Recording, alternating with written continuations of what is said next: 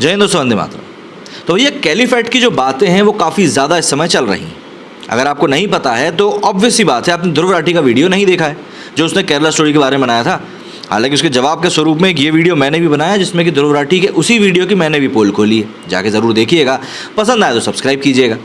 तो उस वीडियो में विराट कोहली ने कैलीफेट नाम की एक मूवी का या यूँ कहें एक वेब सीरीज़ का जिक्र किया था जो कि नेटफ्लिक्स के ऊपर अवेलेबल है।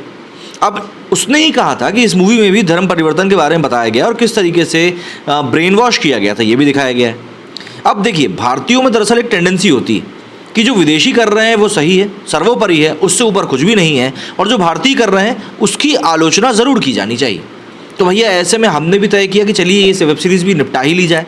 भाई बनी ही इतने अहम मुद्दे पर है तो पूरी तो नहीं लेकिन शॉर्ट में मैं आपको केरला स्टूडियो कैलीफेट के बारे में थोड़ी थोड़ी बातें बताऊंगा और साथ ही जानेंगे कि इस वेब सीरीज़ की आखिर कहानी क्या है, क्योंकि देखिए समय की ज़रूरत तो है कि हमें इस बारे में बात करनी पड़ेगी। दरअसल बॉक्स ऑफिस पर इस समय सुदीप्तो सेन के निर्देशन में बनी द केरल स्टोरी की धूम मची हुई। 180 करोड़ ये मूवी कमा चुकी है, 200 करोड़ की दहलीज पे खड़ी है। वहीं एंटरटेनमेंट इंडस्ट्री में ही नहीं बल्कि राजनीतिक गलियारों में भी इसकी चर्चा जोर शोर से चल रही है। कुछ ने इस फिल्म पर फैक्ट्स की गड़बड़ी पर सवाल उठाया तो कुछ ने इस फिल्म का स्वागत किया। लेकिन क्या आप जानते हैं आईसिस में शामिल होने वाली महिलाओं की कहानी पर इससे पहले भी ये सीरीज जिसकी हम बात कर रहे हैं कैलीफेट बन चुकी है। अगर आपको द केरल स्टोरी पसंद आई है तो यकीनन ये वीडियो आपके ही काम का है। जी हाँ, लड़कियों के ब्रेन वॉश करके उन्हें कैसे आतंकी संगठन आईसिस में भर्ती किया जाता है, इसी कहानी पर स्वीडन की वेब सीरीज कैलीफेट आई थी। अब आप ज़रा सोचिए, हम तो सिर्फ भारत में इस बात को लेकर इतना हल्ला मचा रहे हैं। स्वीडन जैसा देश जिसकी जनसंख्या भारत के अनुपात में काफ़ी कम है, जब वहाँ पर इतना बड़ा कन्वर्जन हो रहा है तो आप ज़रा खुद सोचिए कि वहाँ पर किस हद तक रेडिकलाइजेशन हो रहा है।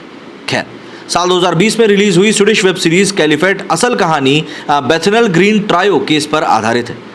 इसमें भी बिल्कुल द केरल स्टोरी की तरह ही 3 लड़कियों की कहानी को दिखाया गया है।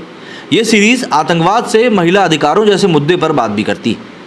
कैलीफेट की अगर हम कहानी की बात करें तो इसकी कहानी शुरू होती है सीरिया में आतंकवादियों के चंगुल में फंस चुकी परवीन की कहानी से। परवीन का एक छोटा बच्चा भी है, वो पति के साथ सीरिया में फंस चुकी है। वो पति के अत्याचारों के साथ साथ वहाँ होने वाले तमाम जुल्म को सहकर तंग आ चुकी है। वो मारकाट से लेकर बर्बरता को सहने की शक्ति खो चुकी है। लेकिन एक दिन हिम्मत करके वो फ़ोन का जुगाड़ करती है और अपने देश स्वीडन में कॉल करती है।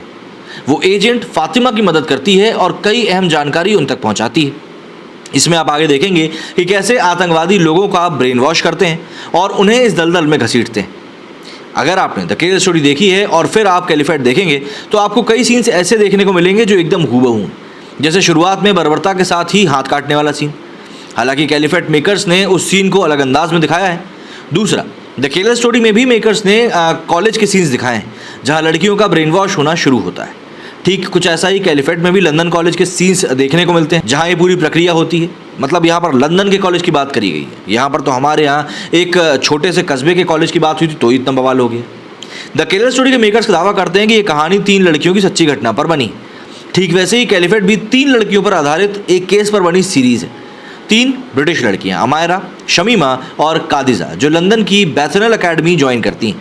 कुछ समय बाद ये तीनों लड़कियाँ 2015 में इस्लामिक स्टेट में भर्ती हो जाती हैं। इंस्टीट्यूट ऑफ स्ट्रेटेजिक डायलॉग का दावा है कि पश्चिमी देशों से करीब 550 औरतें व लड़कियां आईएस ज्वाइन कर चुकी हैं। Caliphate web series OTT platform Netflix पर मौजूद है। इसके 6 एपिसोड हैं, लेकिन यहाँ पर दिक्कत एक ही है कि ये सीरीज़ केवल इंग्लिश और स्वीडिश भाषा में ही मौजूद है। हालांकि इसे इंग्लिश सबटाइटल के साथ दर्शक आसानी से घर पर बैठकर देख सकते हैं और मेरा मानना है कि आपको ये भी देखना चाहिए। क्यों?